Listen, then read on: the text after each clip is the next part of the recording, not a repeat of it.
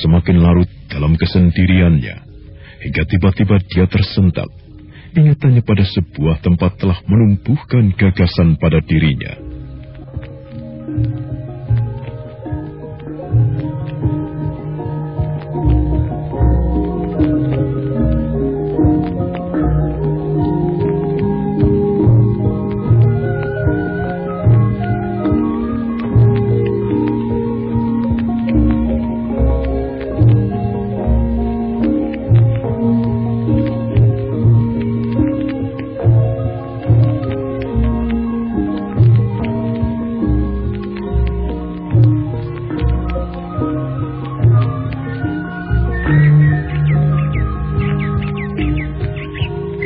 Tuanku memerlukan hamba. Iya. Ada sesuatu yang akan aku bicarakan. Hamba telah siap untuk menerima perintah, tuanku. Aku akan pergi kira-kira sebulan, barangkali lebih. Aku percayakan pengendalian pemerintahan Singasari kepadamu. Hamba, tuanku. Perintah tuanku mengejutkan hamba. Karena sebelumnya, tuanku tidak pernah membicarakannya.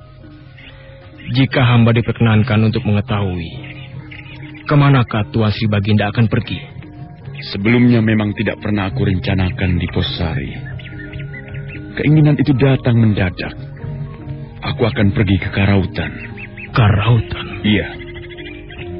Yang hamba ketahui, tempat itu berupa padang ilalang yang tidak ada penghuninya. Bahkan menjadi sarang perampok dan berbagai binatang berbisa.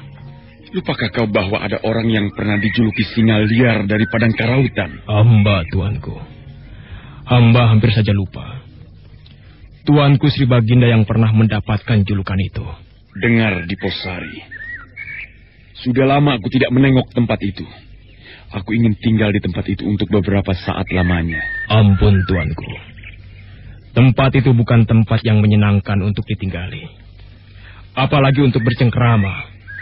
Aku ke sana tidak untuk bercengkerama, Senopati di Posari. Apa tujuanku aku tidak bisa menceritakannya. Aku tidak bisa menunda-nunda waktu. Tengah malam ini nanti aku akan berangkat. Aku percayakan pengendalian Singasari kepadamu. Pengangkatanmu sementara menggantikan segala perintahku.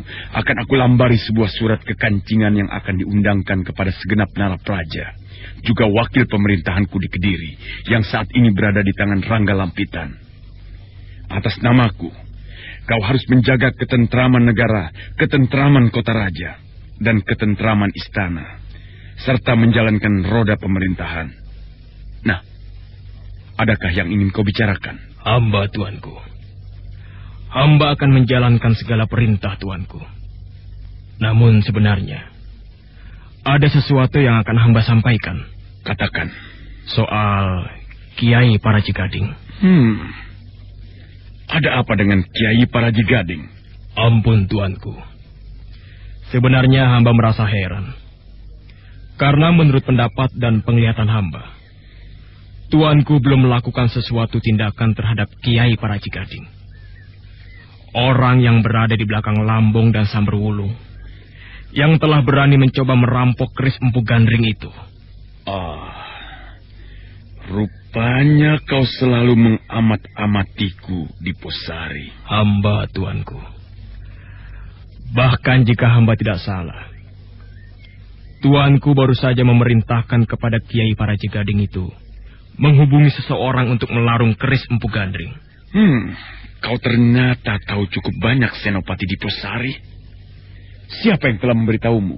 Tidak seorang pun yang memberitahu hamba, tuanku. Semuanya adalah kesimpulan dari apa yang kebetulan hamba perhatikan.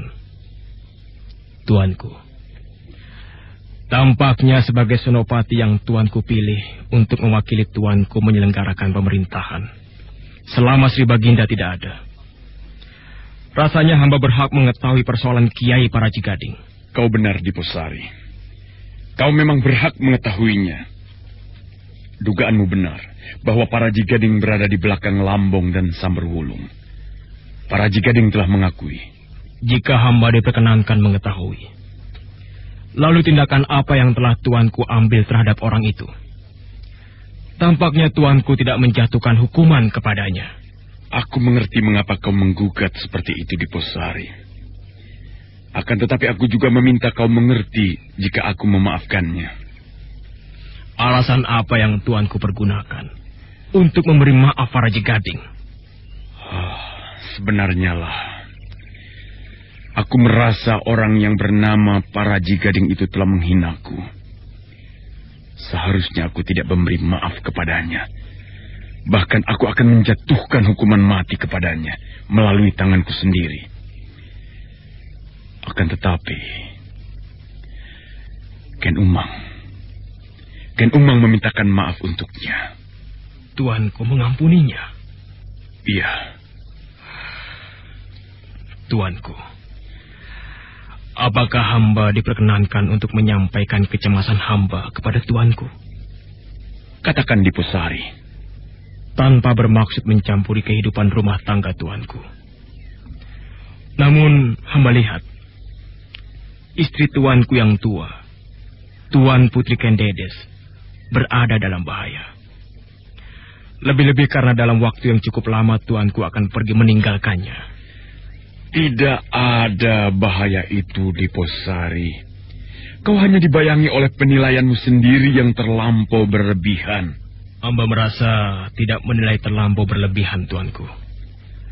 Hamba hanya membayangkan bahwa di istana pada saat ini ada seorang lelaki yang mempunyai ilmu kanuragan yang luar biasa. Orang itu mampu menyembunyikan diri di balik ajian Panglimunan. Orang itu mampu menghilang, tuanku. Bagaimana jika Paraji Gading itu melakukan ulah yang tidak terkendali selama tuanku pergi? Jadi itu yang kau cemaskan di Posari. Hamba, tuanku. Baiklah. Kalau hal itu yang membuatmu cemas, aku akan membawa Paraji Gading itu menyertai perjalananku ke Padang Karautan. Kecemasanmu bahwa Paraji Gading akan melakukan sesuatu yang di luar kendalinya tidak beralasan lagi di Posari. Hamba, tuanku. Bagaimana dengan keris Empu Gandring? Kenapa dengan keris itu? Tuanku telah memerintahkan seseorang untuk melarung keris itu. Kau bisa menebak apa yang telah terjadi? Orang yang menjalankan perintah tuanku itu tentu tidak berhasil. Dan keris itu secara aneh telah kembali ke dalam istana. Orang yang kau sebut itu bernama Porosoro. Kau benar. Ia tidak berhasil. Dan keris itu telah kembali ke gedung perbendaharaan pusaka.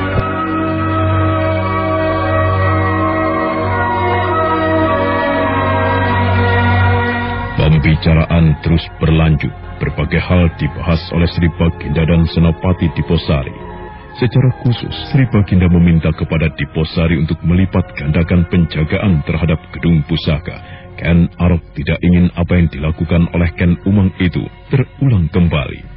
Maka demikianlah Ken Arok kemudian menyampaikan rencananya itu kepada kedua istrinya. Dan Ken Arok kemudian berpamitan pada Ken Dedes.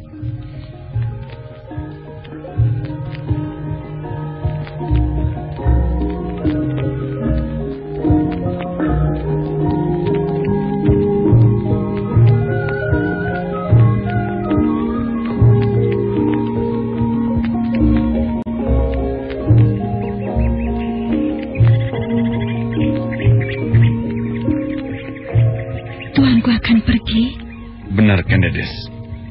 Aku akan meninggalkan istana untuk waktu yang cukup panjang. Mungkin sebulan, mungkin lebih. Ampun, tuanku. Kemanakah tuanku akan pergi? Aku akan ke suatu tempat yang tidak jauh letaknya dari Kediri. Tempat itu bernama Karautan. Kesanalah tujuanku. Jika hamba diperkenankan untuk mengetahui apa yang akan tuanku lakukan di Padang Karautan itu, hamba mendengar Padang Karautan adalah sebuah tempat yang mengerikan. Tempat yang dulu kala dihuni oleh perampok ganas. Dari siapa kau pernah mendengar kisah tentang Padang Karautan itu, Kendedes? Hamba tuanku Sri Baginda. Ayah hamba, Empu Purwa Surya Suci, banyak menceritakan tempat itu kepada hamba. Tidak diceritakan pula siapakah perampok liar yang pernah menghuni tempat yang bernama Padang Karautan itu. Ampun, tuanku.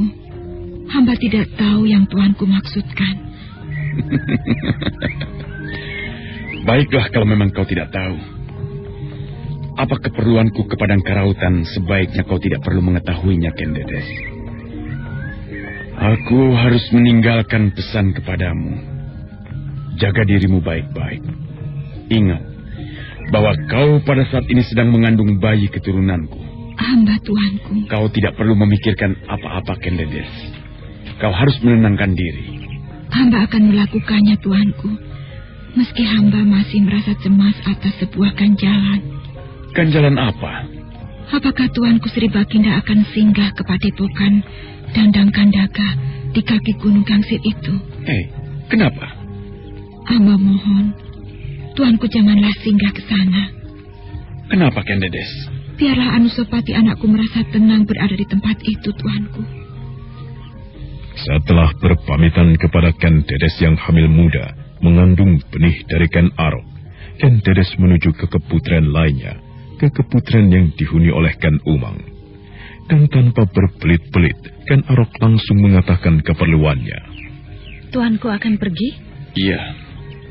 Kemanakah tuanku akan pergi? Padang Karautan. Berapa lama tuanku Sri Baginda akan berada di sana? Mungkin sebulan, Ken Umang. Akan tetapi bisa lebih, bahkan bisa 50 hari. Selama aku tidak berada di sana, aku telah mempercayakan penyelenggaraan pemerintahan kepada Senopati Diposari. Senopati Diposari? Iya. Mengapa tuanku terlalu mempercayainya? Mengapa harus Diposari yang tuanku tunjuk? Kau lupa dengan apa yang pernah aku katakan kepadamu, Ken Umang.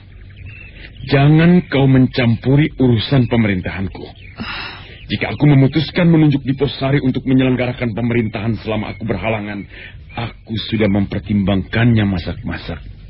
Aku telah mengenal Diposari cukup lama. Nah, Umang, aku menghendaki agar selama aku pergi tidak terjadi apa-apa di dalam istana.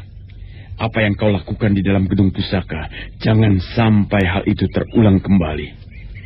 Kau akan sangat mengecewakan aku jika sampai terjadi. Hamba tuanku. Perintahkan kepada seorang emban untuk memanggil para Jigading sekarang juga. Mengapa dengan paman para Jigading, tuanku? Aku menghendaki para Jigading itu menyertaiku ke Padang Karautan.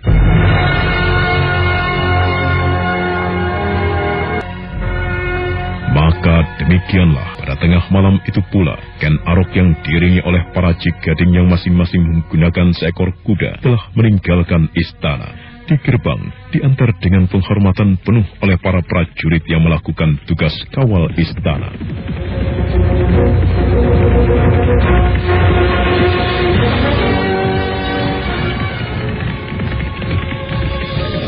Kuda-kuda itu berderap melewati gerbang barat, meninggalkan debu yang mengepul.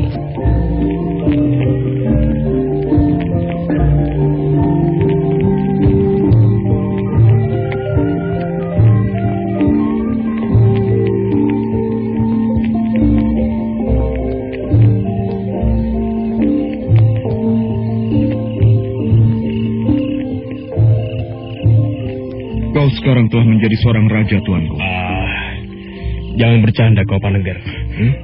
Kau telah memegang layang kekancingan dari Sri Baginda untuk menyelenggarakan pemerintahan berdasarkan kekuasaan penuh dari Sri Baginda. Kakang tidak ubahnya adalah raja itu sendiri, Kakang. Apa aku harus Triwikrama pada saat seperti ini, Panengger? Triwikrama bagaimana, Kakang? Mumpung aku mendapat limpahan kekuasaan yang luar biasa dari Sri Baginda, aku akan menggunakan sebuah ajian yang sangat dahsyat, yaitu Aji Mumpung. Mengapa tidak kau gunakan ajian itu, Kakang Senopati Diposari? Wongit kan. Boleh aku mengetahui, untuk kepentingan apakah Sri Baginda pergi ke Padang Karautan itu, Kakang Diposari? Kau pernah pergi ke tempat itu? Aku tidak mempunyai keberanian memasuki tempat itu karena dihuni oleh gerombolan ular berbisa yang bersembunyi di antara ilalang liar yang tumbuh di sana. Tetapi aku pernah melewati tepiannya.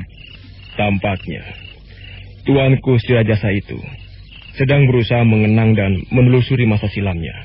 Apa maksudmu, Kakang? Ken Arok di masa itu pernah mengguncang ketentraman Kediri sebagai perampok budiman berkuda putih.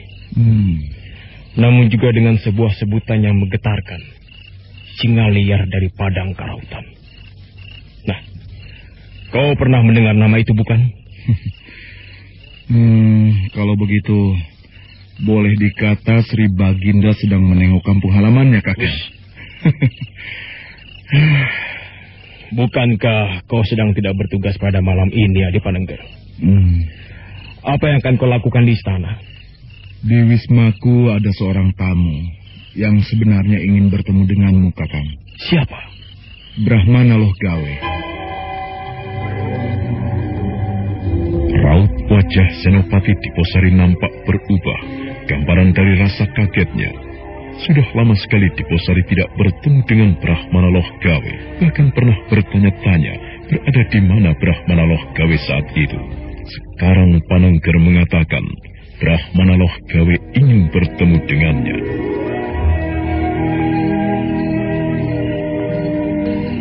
Brahmana Loh Gawe saat ini berada di rumahmu? Iya. Kapan Brahmana Loh Gawe itu datang? Sudah 3 hari ini, Kakang. Kenapa kamu menceritakannya sekarang kepadaku? Ini permintaan Brahmana Loh Gawe sendiri. Brahmana Loh Gawe itu meminta agar kedatangannya di Singasari tidak aku ceritakan kepada siapapun.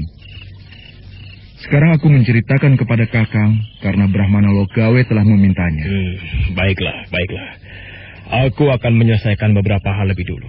Kau tunggu sebentar ya. Baik.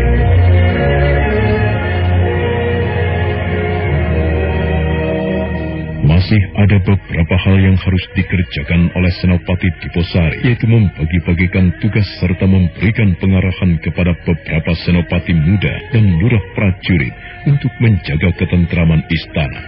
Panengger tidak harus menunggu terlampau lama, karena sebentar kemudian Diposari telah selesai.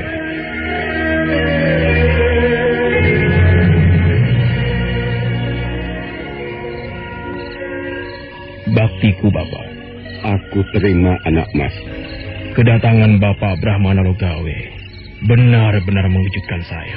Hampir setahun lamanya saya tidak berjumpa dengan Bapak. Mulai dari saat peperangan Kediri dan Singasari Suru. Kemana saja Bapak Brahmana pergi? Menjajah deso Milangkori, anak mas. Kaki ini terus mengajak berjalan dan berjalan. Menjelajah dari tempat yang satu ke tempat yang lain. Berputar-putar seperti tidak mengenal arah. Hingga kemudian telah kembali ke Tumapel yang telah mekar menjadi besar dan disebut Singasari. Nah, bagaimanakah keadaan anak mas Diposari selama ini? Berkat pangestu Bapak Brahmana Loh Gawe, aku berada dalam keadaan sehat dan tidak kekurangan suatu apa. Oh, syukurlah anak mas. Yang membuat aku berdebar-debar adalah kedatangan Bapak Brahmana di Singasari. Apalagi Bapak Brahmana berkenan memanggilku. Tentu Bapak akan membicarakan sesuatu hal yang sangat penting. Yang kau bayangkan terbalik, anak. Justru akulah yang membutuhkan keterangan-keterangan dari anak mas Diposari. Pada suatu waktu di masa silam, aku pernah membimbingkan Arok. Akulah yang telah membawanya dari perampok liar yang mengganggu ketentraman banyak orang untuk mengabdi pada aku Tunggul Ametung.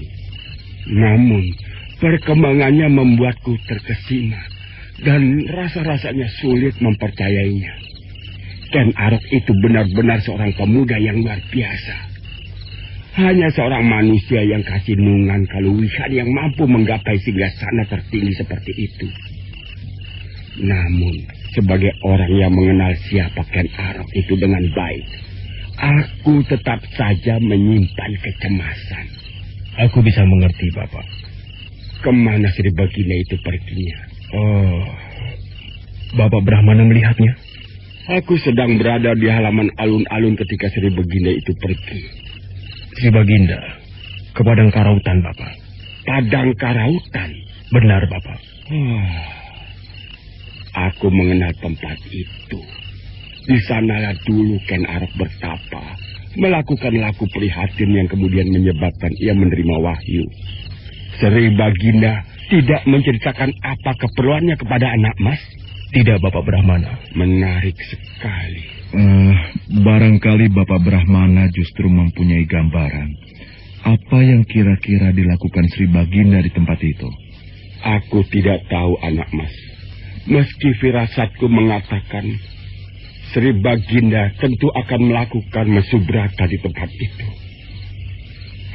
Entah keinginan apa yang terkandung dengan mesubrata yang kali ini dilakukannya. Tentu bukan karena ia ingin menjadi raja, karena keinginan itu telah berhasil diraihnya. Kamukten mana yang belum diraih oleh Sri Baginda?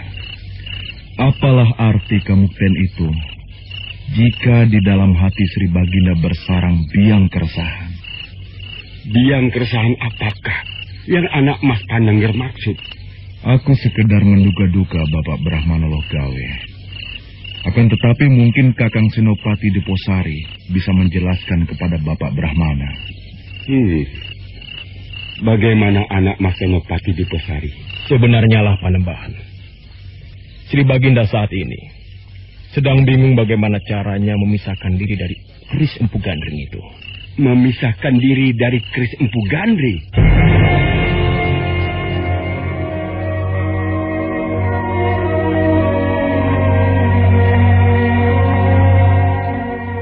Dengan jelas, Senopati Diposari menceritakan apa yang diketahuinya tentang kegelisahan Ken Arok yang merasa dihantui oleh keris Empu Gandring.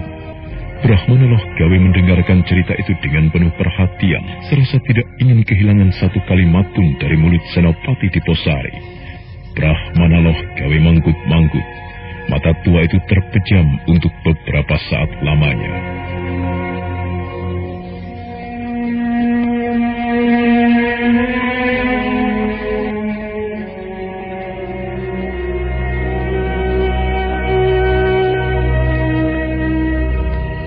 Bagaimana, Bapak? Sri Baginda dibayangi oleh kutukan. Tepat, Bapak. Tampaknya itulah yang terjadi. Sri Baginda merasa resah karena dibayang-bayangi kutukan. Aku pernah tidak habis berpikir, mengapa Sri Baginda sampai harus memerintahkan kepada aku dan Kakang Rudobondo untuk melarung keris itu ke Gunung Kelut. Kutukan. Barangkali Bapak justru telah mengetahui isi dari kutukan itu, Bapak. Ya, berawal dari sebuah kejadian langka, sebuah gejala alam yang paling aneh. Beberapa tahun yang lalu terjadi sebuah bencana di suatu tempat yang disebut Teluk Pangtang atau Semenanjung Sembulungan yang terletak di ujung timur Pulau Jawa ini. Sebuah bintang jatuh. Bintang? Iya. Bintang yang berada di langit itu, Bapak Brahmana? Benar, anak mas. Orang menyebutnya lintang alihan. Bintang yang jatuh itu biasanya tidak bersisa ketika menyentuh bumi, karena sudah terbakar habis saat di udara. Akan tetapi, bintang jatuh itu masih menyisakan bongkahan.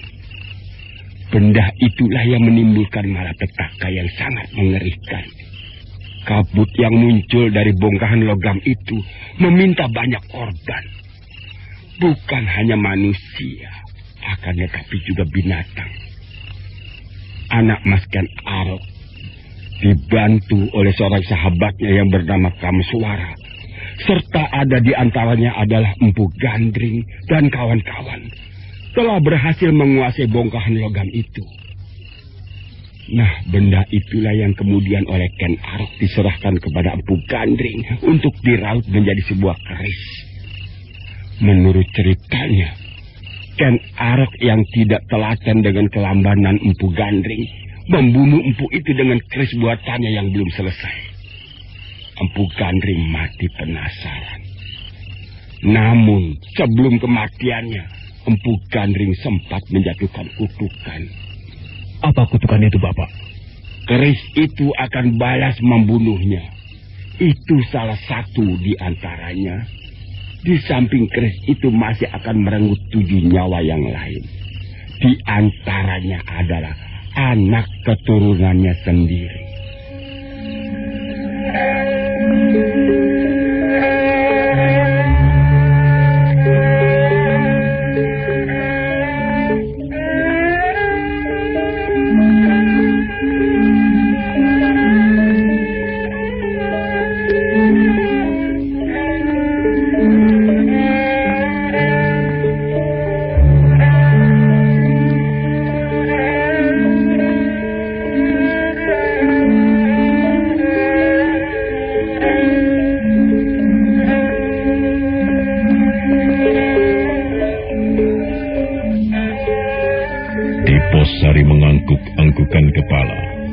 Diposari yang merasa penasaran karena pernah menanyakan hal itu kepada sang panembahan Dwipayana di kaki Gunung Gangsir, tidak mendapatkan jawaban, nampak manggut-manggut.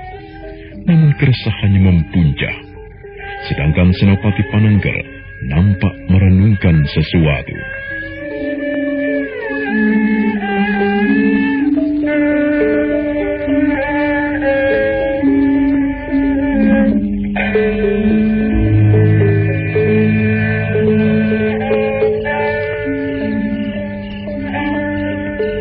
Itulah anak mas. Jika demikian Bapak Lohgawe, apakah itu berarti kepergian Sri Baginda ke Padang Karautan kali ini adalah dalam usahanya untuk membebaskan diri dari bayang-bayang kutukan itu? Itu salah satu kemungkinan dari sekian banyak kemungkinan, anak mas. Nanti aku akan mencoba melihatnya dari dekat. Maksud Bapak akan pergi ke Padang Karautan itu pula? Iya, aku akan melihat apa yang akan dilakukan oleh Ken Arok di sana. Betapa suramnya masa depan Singasari. Seolah mendung yang tebal memayunginya, yang sewaktu-waktu akan menumpahkan prahara, lahar, dan banjir bandang. Bapak Brahmana Logawi, jika benar kutukan itu tidak akan terhindarkan, jika benar yang akan mati di tikam keris itu adalah anak keturunannya, apakah itu akan berarti anak keturunan Sri Baginda akan saling berbunuh? Berbunuh? Apakah itu bukan karena perebutan tahta? Kita belum mengetahuinya, anak mas. Kita baru mengetahui setelah peristiwanya terjadi. Putra Sri Baginda adalah Tojaya. Putra tirinya adalah tuanku Pangeran Pati Anusapati. Jagat Dewa Batara. Anak mas Senopati Diposari. Bagaimana Bapak? Apakah aku bisa mendapat izin dari anak mas Diposari untuk menghadap Tuan Putri Kendedes? Bapak akan menghadap Tuan Putri Kendedes? Iya, jika anak mas tidak keberatan. Namun kalau anak mas keberatan, ya aku tidak akan memaksakan diri. Bapak salah. Yang berhak mengucapkan keberatan atau tidak, itu bukan aku. Akan tetapi Tuan Putri Kendedes. Aku akan menyampaikan keinginan Bapak untuk menghadap. Namun, aku tidak berani mengatakan atau memastikan apakah Tuan Putri pasti bersedia memberikan waktunya. Nah, besok aku akan menyampaikannya, Bapak.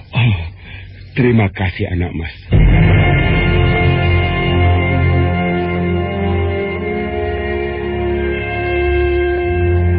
Suasana kemudian menjadi hening. Malam kian larut. Dari jauh terdengar kentongan yang dipukul dengan irama doromulu sebagai pertanda keadaan sedang aman. Senopati Diposari nampak menghela napas panjang. Cerita tentang kutukan itu benar-benar menghantuinya. Senopati Diposari seolah telah membayangkan Singasari nantinya akan diwarnai oleh pertikaian dan pertumpahan darah.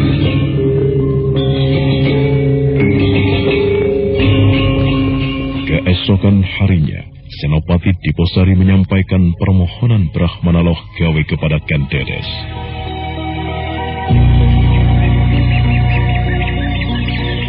Sebab ini kau sudah datang ke tempat ini, Senopati Diposari? Hamba, Tuan Putri. Hamba menyampaikan sebuah permohonan yang harus hamba aturkan kepada Tuan Putri. Permohonan apa yang kau kehendaki, Senopati Diposari? Ampun, Tuan Putri. Bukan hamba yang mempunyai permohonan itu. Siapa? Bapak Brahmana Logawe. Bapak Brahmana Logawe? Hamba, Tuan Putri. Apa yang dikehendaki Bapak Logawe? Jika Tuan Putri berkenan menerimanya, Bapak Brahmana Logawe mengajukan permohonan untuk menghadap. Dengan senang hati. Tentu aku perkenankan, Kakang Diposari. Jika demikian, hamba mohon diri, Tuan Putri. Hamba akan menjemput Bapak Brahmana Logawe yang pada saat ini telah berada di halaman pagelaran Tuan Putri. Silakan, Senopati.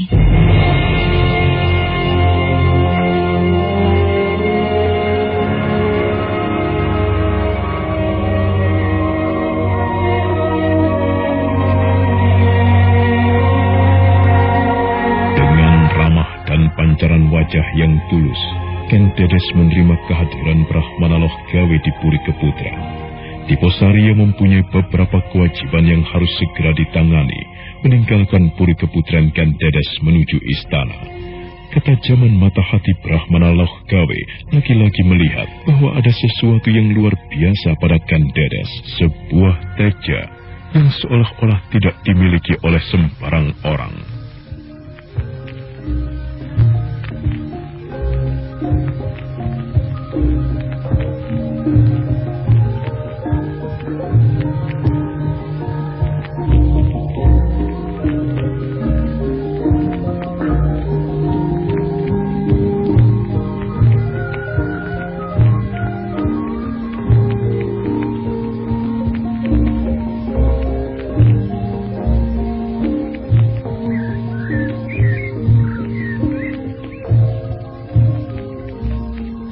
Sebuah kehormatan yang tiada terkira, Papa. Pada hari ini, Papa berkenan mengunjungi aku. Hamba Tuan Putri. Sebaliknya juga, sebuah kehormatan yang tidak terkira. Karena Tuan Putri berkenan menerima permohonan hamba untuk menghadap. Aku merasa aku masih tetap Ken Dedes yang berasal dari Panawijen, Papa. Yang akan menerima dengan senang hati siapapun yang ingin bertemu denganku. Aku merasa sedih dan kehilangan sesuatu. Karena dengan aku tinggal di istana ini, tatanan atau aturan yang berlaku telah membelenggu kebebasanku. Hamba Tuan Putri, hamba mengerti. Akan tetapi hamba seperti tidak sabar lagi untuk mengetahui, menilik teja yang bersinar di wajah Tuan Putri. Apakah Tuan Putri pada saat ini sedang menggarbini? Papa mengira aku sedang hamil. Hamba Tuan Putri. Berkahilah aku, Bapak Brahmana. Pada saat ini, aku memang sedang hamil. Ya, mungkin sudah 3 bulan, Papa. Jagat Dewa Batara, Yang Maha Agung telah memberikan anugerah kepada Tuan Putri. Hamba ikut berdoa, semoga Karahayon selalu memayungi Tuan Putri yang sedang mengemban tugas mulia, dharma seorang istri. Terima kasih, Papa. Akan tetapi, apakah kehamilan Tuan Putri ini sudah diumumkan kepada segenap para kawula? Belum, Bapak. Sri Baginda belum mengetahui. Sri Baginda sudah mengetahui. Dan kalangan yang sangat terbatas. Kehamilan dan saat-saat menjelang melahirkan adalah waktu yang membuat siapapun tegang. Akan tetapi, Tuan Putri Ken Dedes telah memiliki pengalaman dengan melahirkan Pangeran Pati Adusapati. Selebihnya, kehamilan dan melahirkan adalah kebahagiaan yang tiada taranya. Dan hanya bisa dirasakan oleh kaum wanita. Meskipun untuk itu, sering dengan sebuah pengorbanan yang besar, kematian, banyak perempuan yang meninggal karena tugas yang Bapak sebut membuat wanita bahagia itu.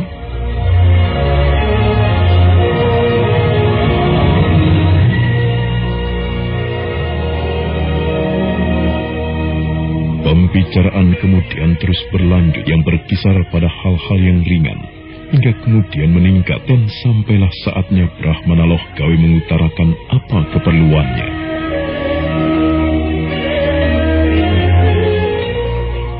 Ampun Tuan Putri, sebenarnya lah kedatangan hamba ini membawa sebuah pesan dari Panembahan Dwi Payana yang harus hamba sampaikan kepada Tuan Putri.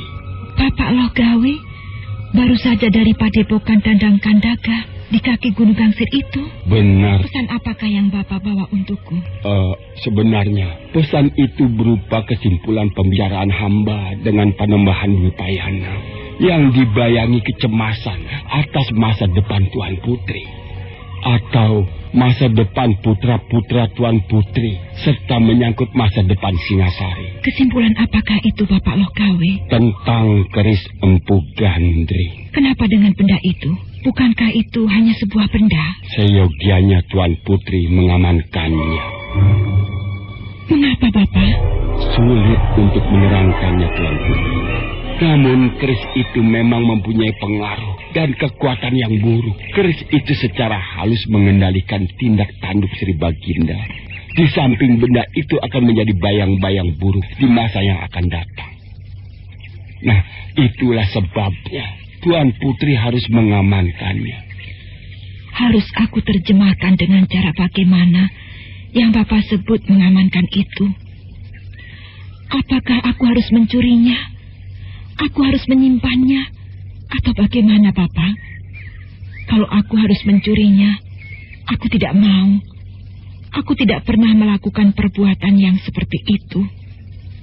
Kalau aku mencuri benda itu, maka akibatnya akan buruk. Baginda tentu akan marah. Dan orang-orang yang tidak bersalah, para prajurit yang bertugas mengamankan gedung pusaka, mereka akan dihukum oleh Sri Baginda. Oh, aku tidak mau, Bapak. Tuan Putri tidak harus menerjemahkannya dengan mencuri benda itu. Akan tetapi dengan cara yang lain. Tuan Putri bisa memintanya terus terang kepada Sri Baginda. Baik, Bapak.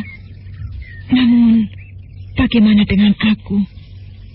Apakah keris itu tidak akan berpengaruh buruk terhadapku? Tuan Putri adalah perempuan pinilih, bukan sembarang wanita. Nah, menurut hamba, pengaruh buruk keris itu tidak akan mampu menjamah Tuan Putri. Baik, Bapak Brahmana Lokawi. Aku akan mencobanya. Aku harus menunggu Sri Baginda kembali dari padang karautan. Namun Tuan Putri harus benar-benar memperhatikan kesimpulan itu. Tuan Putri harus berhasil mengamankan benda itu. Bahkan ibaratnya, bagaimanapun caranya.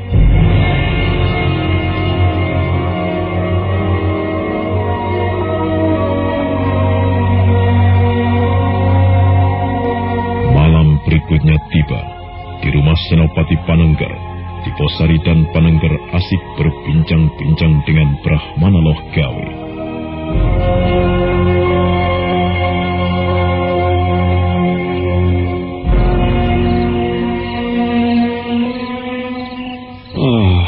Anak Mas Senopati Diposari dan anak Mas Senopati Panengger. Aku ingin bertanya sesuatu. Aku minta anak Mas berdua menjawab sejujurnya. Silakan Bapak Brahmana Lokawi. Di antara kedua istri Sri Baginda itu, yaitu Ken Umang dan Ken Dedes, kepada siapakah anak Mas memihak? Dengan mantap aku memihak Bapak. Meskipun yang namanya memihak itu menyiratkan sesuatu yang kurang adil. Aku memihak kepada Tuan Putri Ken Dedes. Lalu bagaimana dengan anak Mas Senopati Panengger? Sama halnya dengan Kakang Senopati Diposari, Bapak. Aku memihak Tuan Putri Ken Dedes. Aku ingin menggali alasannya. Mengapa anak Mas Senopati Panengger memihak Tuan Putri Ken Dedes? Dari perilaku sehari-hari, Tuan Putri Ken Dedes adalah seorang perempuan yang sabar dan cenderung mengalah. Hati Tuan Putri Ken Dedes bersih. Sungguh bertolak belakang dengan Tuan Putri Ken Umang. Tak terhitung jika kita menghitung kekurangan dan keburukannya. Usahanya menyingkirkan Pangeran Pati baik dengan meracuni melalui makanan serta menggunakan bantuan tukang teluh. Benar-benar keterlaluan. Tidak hanya aku, Bapak. Bahkan aku kira hampir semua orang di Singasari ini tentu condong memilih Tuan Putri Ken Dedes. Lalu alasan yang anak Mas Diposari pergunakan apa? Selain hal-hal yang disebutkan oleh Adi Panengger itu, Bapak. Latar belakang dari Tuan Putri Ken Umang itu tidak menyejukkan hati, tidak bersih. Bapak sendiri tentu juga memihak kepada Tuan Putri Ken Dedes, kan? Memihak adalah suatu hal yang membuatku merasa risih, anak Mas. Sebagaimana menilai kekurangan dan keburukan orang. Akan tetapi, ada alasan yang sangat mendasar kalau aku mengiyakan apa yang anak Mas katakan itu. Aku memihak bukan kepada Ken Umang atau Ken Dedes. Akan tetapi, kepada di antara istri Sri Baginda itu yang membawa pertanda gaib. Pertanda khusus untuk orang yang kewahyun. Dan orang yang membawa pertanda gaib itu adalah Tuan Putri Ken Dedes. Tuan Putri Ken Dedes lah yang ditakdirkan oleh Dewata Agung. Andai kata pertanda gaib itu terlihat pada Tuan Putri Ken Umang, maka meski Tuan Putri Ken Umang berwatak jahat, tidak bisa dicegah. Tuan Putri Ken Umang lah yang akan melahirkan raja-raja yang tangkar tumangkar, turun temurun. Pada Senopati Panengger berdesir, Senopati Panengger teringat pada apa yang pernah disaksikannya di padepokan Dandang Kandaga ketika guncang jiwanya meluap. Dari betisnya muncul cahaya berpendar, cahaya yang membuatkan Arok lari ketakutan.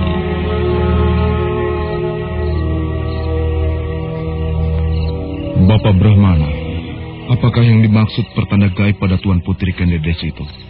Di padepokan Dandang Kandaga, ketika Tuan Putri mengalami tekanan batin, dari betisnya muncul cahaya berpendar yang membuat Sri Baginda lari ketakutan. Benar itukah Bapak? Benar, anak mas. Itu adalah pertanda yang dimiliki oleh Tuan Putri Ken Dedes. Jauh ketika Tuan Putri Ken Dedes itu masih seorang gadis, seorang sahabatku, yaitu Brahmana Brahmacari, meramalkan kepada Tuan Putri Ken Dedes akan menggapai puncak tertinggi mendampingi raja yang akan menggelar kekuasaan di tanah Jawa ini. Lalu bagaimana dengan Tuan Putri Ken Umang? Tuan Putri Ken Umang tidak lebih dari manusia kebanyakan, anak mas Senopati. Ya, baiklah anak mas berdua. Aku telah mengutarakan alasan yang paling utama mengapa anak mas berdua sebaiknya memihak Tuan Putri Ken Dedes. Hal lain yang harus mendapatkan perhatian adalah keris Empu Gandring. Bagaimana dengan keris itu, Bapak? Tentu saja kita berharap jangan sampai keris itu jatuh ke tangan Ken Umang. Aku telah menyampaikan kepada Tuan Putri Ken Dedes untuk mengamankan keris itu. Bagaimana caranya, Bapak? Keris itu telah dilarung.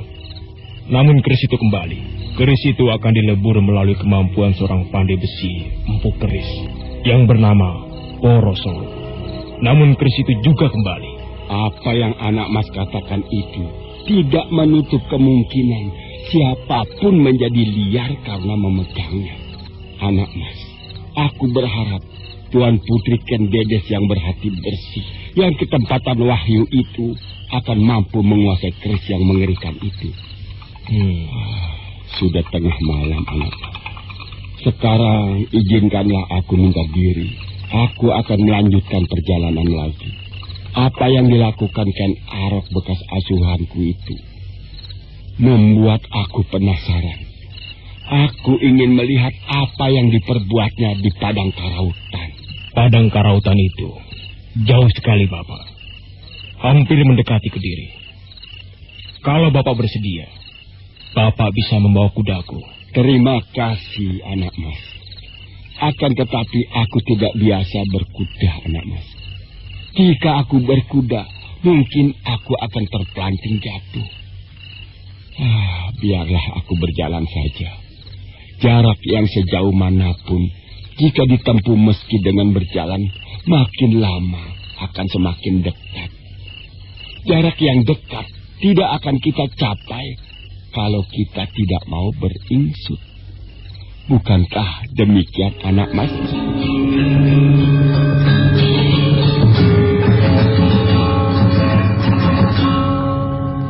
Brahmana Loh gawe minta diri kepada Senopati Diposari dan Senopati Panengger untuk menuju ke Padang Karautan, melihat apa yang dilakukan oleh bekas anak asuhnya Ken Arok.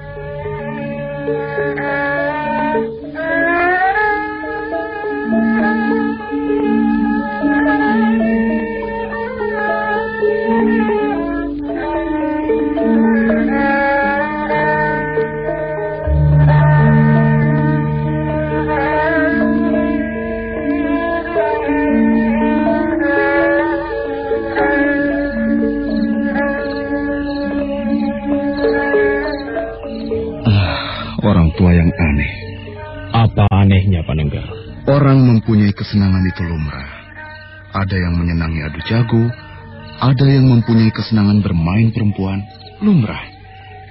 Tetapi kesenangan Bapak Brahmana Loh Gawe benar-benar kesenangan yang langka. Berjalan dan terus berjalan. Entah sudah seberapa jauh Bapak Loh Gawe itu berjalan. Barangkali jika Bapak Loh Gawe berjalan ke arah timur terus, sudah sampai di tempat sarang matahari. Aku tiba-tiba ingat pada sebuah dongeng. Dongeng apa, Kakang Diposari? Ada orang yang punya kesenangan berjalan dan berjalan. Setiap saat, ia terus berjalan hingga suatu hari, ia jatuh sakit. Artinya, ia harus beristirahat. Ia harus berbaring, namun kakinya terus bergerak. Kenapa dengan kakinya? Kakinya terus berjalan. Barangkali demikian juga dengan Brahmana Loh Gawe itu. Kakinya tidak mau berhenti, meski tubuhnya telah letih diajak pergi. Namun ada satu keuntungan yang tidak didapat oleh orang lain. Dengan apa yang dilakukannya itu, Bapak Loh Gawe bisa melihat lebih banyak dan menghayati lebih banyak. Wawasannya menjadi semakin luas. Iya. Apa yang diketahuinya juga semakin luas. Hari telah larut malam, Panenggar. Aku juga akan pulang. Silakan, Kakang. Silakan.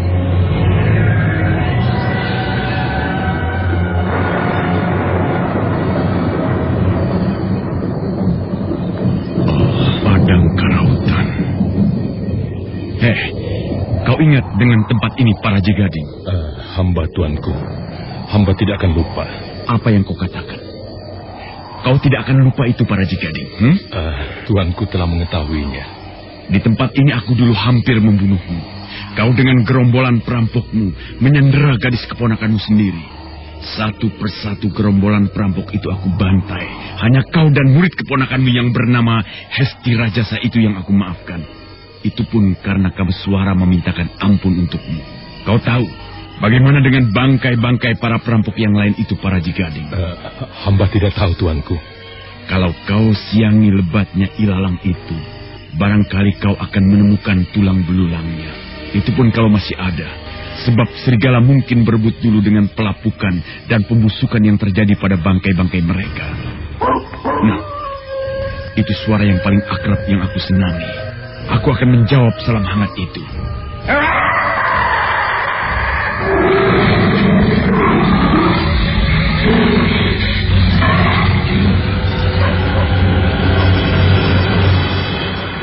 Serasa akan copot jantung para Jegading melihat ulah Ken Arok yang tiba-tiba mengaum mengerikan, laksana seekor singa yang kehilangan anaknya.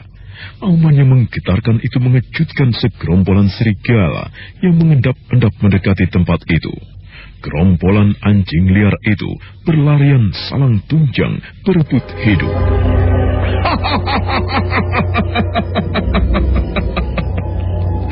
Wahai Padang Karautan, kampung halamanku, mana kelahiranku. Ini aku yang lahir dari saripati bumimu. Aku telah kembali, aku telah pulang, aku telah pulang.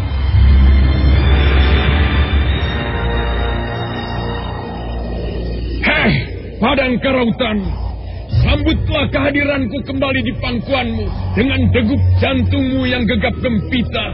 Ini aku, Sri Rajasa Batara Sang Amurwa Bumi. Aku telah menjadi raja di Singasari. Akulah pemegang kuasa tertinggi. Semua menyembahku. Semua menyembahku. Apa yang kurang aku banggakan? Ayo, terimalah aku. Terimalah aku. Ini aku Ken Arok, aku raja yang besar, aku singa liar dari Padang Karautan.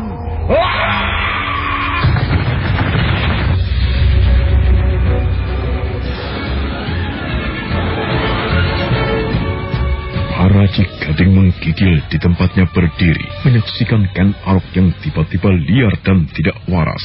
Ken Arok sudah tidak kelihatan lagi. Raja Singasari itu berkelebat cepat di antara tingginya daun alang-alang. Semakin lama semakin jauh. Beberapa saat para Raji Gading masih mendengar aumannya yang mengerikan. Untuk kemudian suara itu telah lenyap. Dan Ken Arok telah berdiri di dekat sebuah batu besar. Ken Arok, raja yang perkasa itu, tiba-tiba berlutut di dekat batu besar itu. Batu yang jika diperhatikan dengan seksama ada bekas tatahan kasar. Ibu, aku telah kembali, Ibu. Ini aku, anakmu, Ken Arok. Aku telah kembali. Aku telah kembali, Ibu. Aku bawakan kebanggaan yang tiada terkira untukmu. Aku sekarang telah menjadi seorang raja. Aku raja, anakmu menjadi raja. Ayo ibu, kalau kau dengar kata-kataku, bangkitlah, temuilah anakmu, peluklah aku. Peluklah seperti yang masih aku ingat menjelang kematianmu. Peluklah aku, ibu. Bangunlah, ibu. Aku bawakan kebanggaan itu, ibu. Aku telah menjadi raja.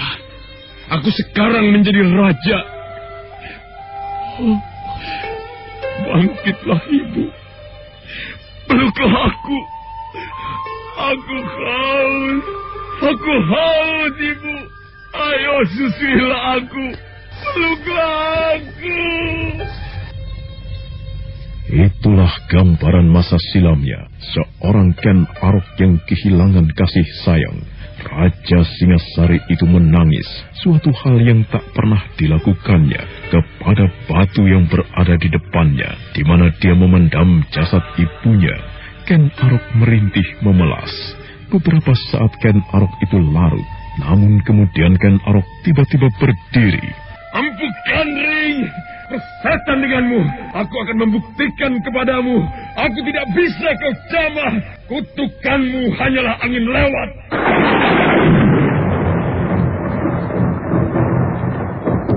Ken Arok segera mengheningkan cipta, memusatkan segenap perhatian nalar dan budinya, merambah ke tataran yang kasat mata untuk menggapai keheningan tapa brata. Namun belum terlampau lama Ken Arok melakukan itu di depan bongkahan batu yang menandai pusara ibunya. Hati Ken Arok seperti terusik oleh hadirnya sebuah suara. Gandring Supatamu, kawuran lelagon panelongso, katigas juriko, Ken Arok muda trito, lungguh ing tangise warondo, dedes, ojo kowe nembang nelongso. Tembangmu tembang mekatur kanggo tunggul ametung sang pepatis. Kebo ijo lan Anusapati sing jeneng Sraka ana ngendi-endi. Gandring Supatamu, panutuhmu mung dadi angin, dadi uwuh utawa awuh, utawa dadi geni kang adol panas ing sakparan-paran. Gandring Supatamu, agawe goreh lan rungeh.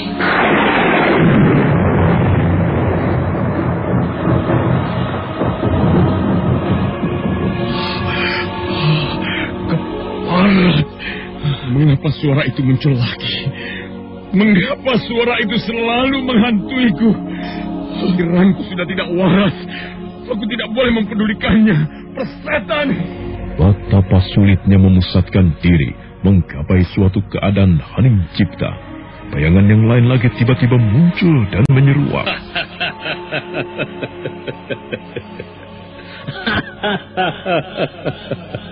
Apa yang akan kau lakukan itu, Ken Arok? Kau akan menghindari kutukan itu? Kau pikir kau akan mampu, Ken Arok?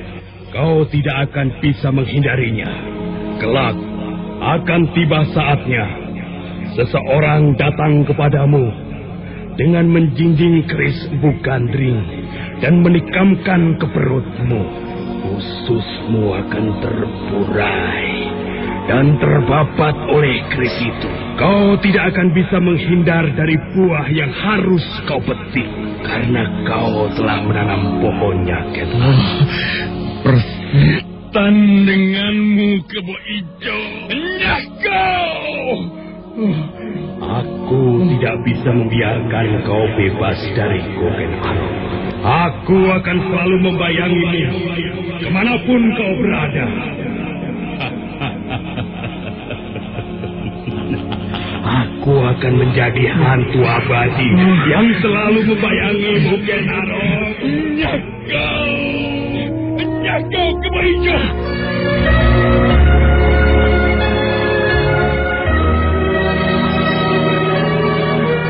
Ken Arok seperti berperang melawan dirinya sendiri. Kebo Ijo yang diumpatnya sepertinya tidak ada. Suara hati Kebo Ijo itu bagaikan bersemayam di sudut hatinya sendiri.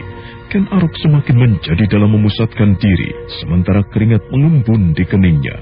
Sementara itu, di langit mendung tebal, beberapa kali langit pijar oleh halilintar yang menyentak menggelegar. Para Gading yang ditinggalkan begitu saja oleh Ken Arok bingung, tidak tahu harus berbuat apa. Langit mendung. Sebentar lagi hujan akan turun dan petir bersabu. Kemana Sri Baginda? Mengapa aku ditinggalkan sendirian di sini? Para Gading kebingungan. Suasana yang gelap gulita membuat para Gading tidak mampu melihat dengan jelas. Dan pada saat itu, Ken Arok semakin keras berusaha memusatkan diri. Aku tidak boleh mempedulikan apapun. Aku tidak peduli.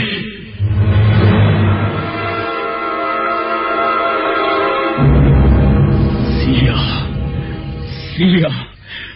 Sulit sekali aku memusatkan pikiran. Ayo Ken Arok, kau pasti bisa melakukan. Abaikan Kebo Ijo. Ia sudah tidak ada di dunia ini. Kebo Ijo sudah mati. Lakukan lagi. Lakukan sekali lagi. Abaikan siapapun dan apapun. Lakukan Ken Arok. Kau pasti bisa. Bisa. Ayo. Ken Arok mencoba untuk memusatkan segenap perhatiannya pada pemusatan nalar dan budinya. Namun keruh pada mata hatinya tidak mendukung apa yang diinginkannya. Apa kabar, Bapak Empu Gandring? Kabarku baik, anak Mas Tunggul Ametung.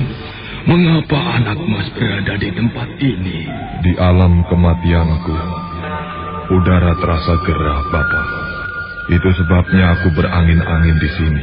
Padang karautan sejuk sekali, Bapak Empu. Bapak sendiri, apa yang Bapak lakukan di sini? Aku datang ke tempat ini untuk menyaksikan apa yang sedang dilakukan orang sombong yang bernama Ken Arok itu.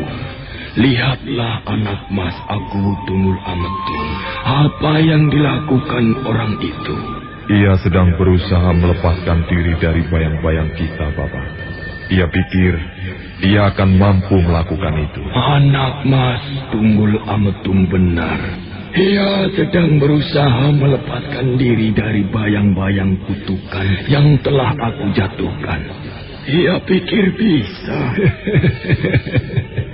Ken Arok tidak akan bisa melakukannya, anak Mas. Rasanya menyenangkan sekali membayangkan saat kutukan itu tiba dan menimpanya. Akan ada orang yang membalaskan dendam kematian kita. Orang itu akan datang kepadanya dengan menjinjing keris dahsyat buatanku itu dan brodol ususnya. Diam kalian semuanya!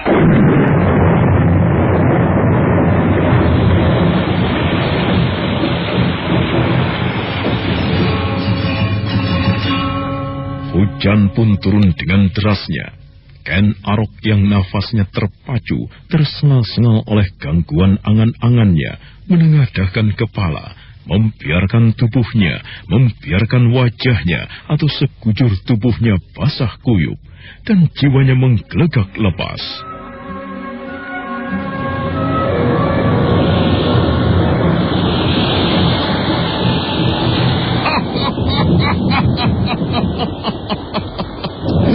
Bagus, bagus. Turunlah yang deras. Turunlah yang deras. Basahi tubuhku. Basahi tubuhku. Mandikan aku sepuasmu. Hayo dewa angin, dewa hujan dan dewa petir. Inilah aku Ken Arok Maharaja Singasari. Basahilah aku. Basahi tubuhku.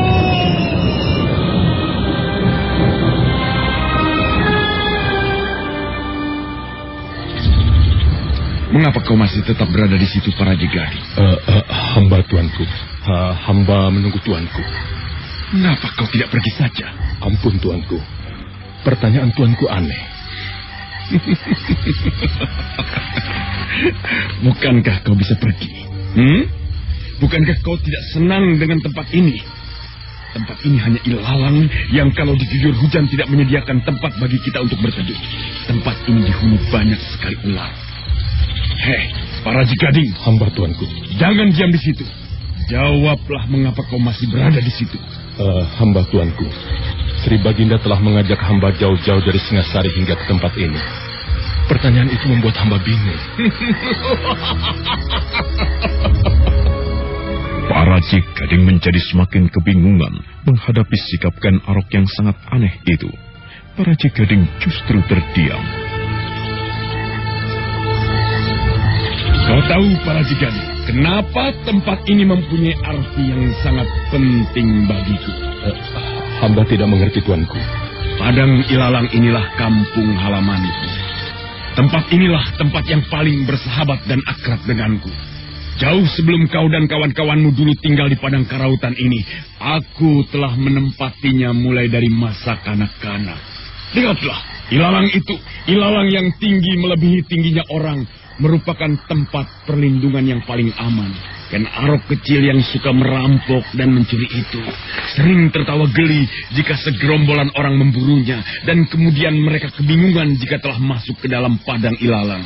Perampok kecil bernama Ken Arok itu akan tertawa tergelak-gelak melihat mereka tidak berhasil menangkapnya, bahkan mengepung ke arah yang salah. Perampok kecil bernama Ken Arok itu akan senang melihat orang-orang itu kemudian berlarian berhamburan karena ketakutan melihat ular yang tidak terhitung jumlahnya.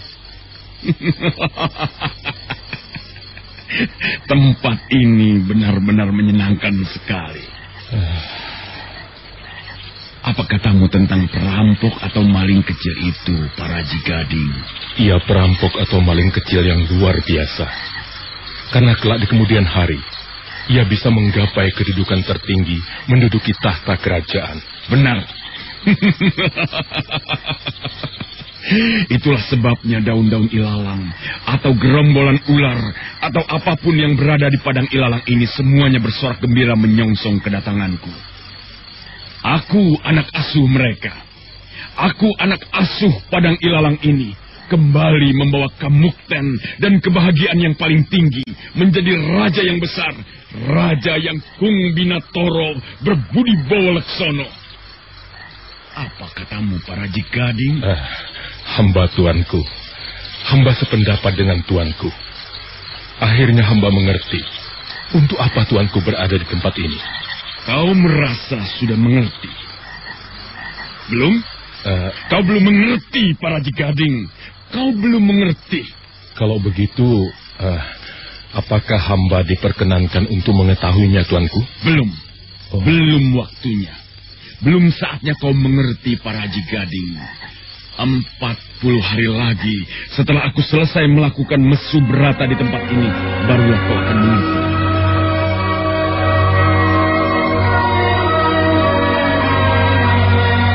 Sang waktu terus merangkak, merambat, menapaki garis kodratnya, menuju ke depan dan semakin ke depan, tak pernah berhenti, tak pernah kembali ke masa yang sudah lewat.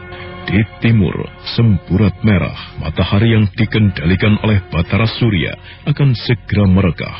Ken Arok memandangi semburat bias sinar matahari itu dengan seksama. Mendung yang sebelumnya mengguyur menumpahkan hujan deras telah pergi entah kemana. Tiba-tiba Ken Arok berdiri, Tanpa berbicara, Ken Arok melangkah dan melampaikan tangannya kepada Paraji Gading. Paraji Gading segera berdiri dan mengikuti langkah Ken Arok. Ternyata Ken Arok menuju ke tempat yang ditandai oleh bongkahan batu yang ditatah dengan kasar. Paraji Gading, hamba tuanku. Aku akan melakukan tapa berata di tempat ini bersamaan dengan saat matahari terbit. Hingga 40 hari lamanya aku tugasi kau untuk menjagaku. Hamba tuanku. Jika kau merasa lapar dan haus, di sebelah barat sana ada perkampungan. Kau bisa mendapatkan makanan dan minuman yang kau butuhkan itu.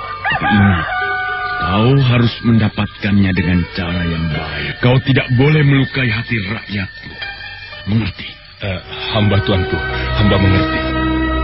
Bersamaan dengan saat matahari terbit, Ken Arok telah memulai tapa beratanya.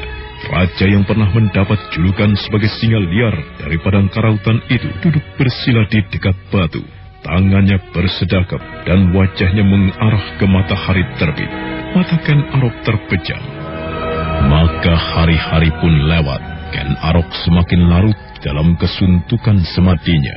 Meski bayangan Empu Gandring, Kebo Ijo, Tunggul Amatung muncul silih berganti, namun pada akhirnya Ken Arok berhasil mengabaikannya. Ken Arok telah bulat berusaha menemukan cara bagaimana dan apa yang harus dilakukan untuk menghindarkan diri dari bayangan kutukan Empu Gandring. Wah, sepagi ini kau sudah berada di sini. Oh iya, aku bermaksud menceritakan sesuatu. Hah? Apa itu? Singa. Aku mendengar suara singa mengaum dari arah padang karautan. Ya, semalam aku sedang memasang jerat untuk buruanku. Ketika aku mendengar singa itu mengaum. Dari padang karautan? Iya, betul. Kau yakin? Iya, aku yakin. Aku tidak berbohong. Kalau kau tidak percaya, ikutlah aku nanti malam. Kau akan mendengar suara itu mengaum. Aduh, ada apa ya?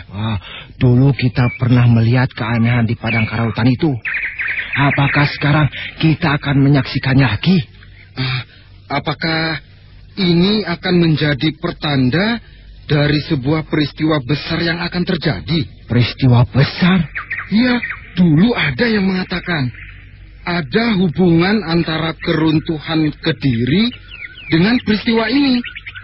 Bukankah auman singa itu bukan auman yang sebenarnya? Oh iya, kau benar. Auman singa itu sebenarnya suara orang.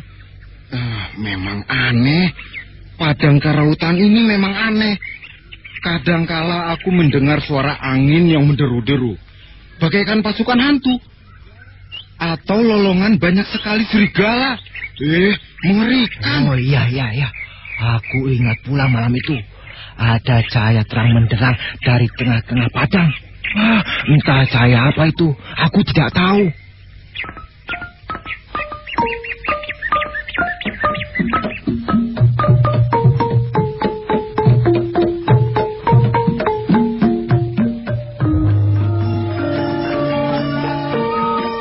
Berita tentang munculnya auman singa di padang ilalang yang sangat luas, yang hanya ditumpuhi rumput yang tinggi itu, telah menyebar kemana-mana dan menjadi pembicaraan di antara para penduduk.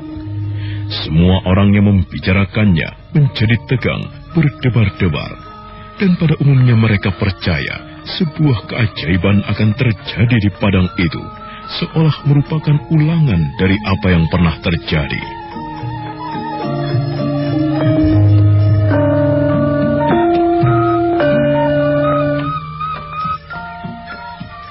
Dari mana, Kakang Jayeng? Aku dari rumah Kiai Setro Tanjung. Ada apa, Kakang sana? Banyak orang yang membicarakan auman singa di rumah Kiai Setro Tanjung itu. Auman singa dari padang karautan? Iya. Oh, lalu apakah singa itu benar-benar ada, Kakang? Entah. Katanya yang mengaum itu bukan singa, tetapi orang. Orang? Iya. Wah, kalau ada orang bisa mengaum seperti singa, ibunya kawin dengan singa barangkali, Kang? Yus, ngawur kamu. Kakang? Kenapa? Aku ingin melihat, Kakang. Medan. Ngawur wae kowe.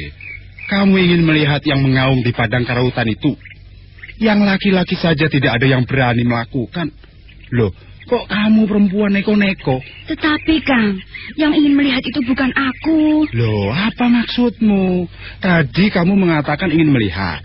Sekarang kamu mengatakan yang ingin melihat bukan kau. Piye ini? Yang ingin melihat itu anak kita, Kang. Hah? Boleh ya, Kang ya? Kose, jadi kamu hamil toh? Iya, Kang. Wah, jadi kamu hamil toh? Oh, Gusti, Pangeran, matur nuwun Gusti. Kula badhe pinaringan momongan. Aku akan punya anak, aku akan dipanggil Bapak. 5 tahun kita menunggu, Nyai. Iya, Kang. Akhirnya kamu hamil juga. Ternyata aku tidak gabuk. Ternyata kamu hamil. Aku bahagia, Nyai. Sangat bahagia. Jadi boleh ya, Kang ya? Hah? Yang ingin melihat singa itu dan ingin mengelus-ngelus kepalanya bukan aku, Kang. Akan tetapi anakmu yang masih berada di dalam perut ini. Aku sedang ngidam, Kang. Iyo, ngidam wae kok aneh banget toh. Ngidam kok ngelus-ngelus endas singa, mengelus-ngelus kepala singa. Kamu sadar itu? Katanya bukan singa, Kang. Weh, kamu ini kalau punya keinginan itu mbok jangan neko-neko, Nyai. Ngidam ya ngidam, tapi jangan yang tidak masuk akal seperti itu. Mintalah yang lain, Nyai, yang aku bisa memberikannya. Melawang inginnya itu kok, Kang. Boleh ya, Kang ya? Ayo antar aku ke tengah padang ilalang itu, Kang. Wah, Gusti, kamu ini waras apa tidak sih? Aku waras, Kang, tetapi aku nyidam. Di dalam padang ilalang sana itu banyak sekali ularnya. Kalau digigit, kamu bisa mati. Kalau ular itu berani mendekat, gebuk nanti. Kamu hamil. Kamu menyenangkan aku, Nyai, karena aku akan punya anak. Kamu ngidam. Kewajiban suaminya untuk memenuhi keinginanmu itu. Tetapi keinginanmu itu tidak masuk akal. Ngelus-ngelus endas singo, diuntal. Kalau berani mengelus-ngelus kepala singa, kamu akan dimakan. Walah, malah menangis.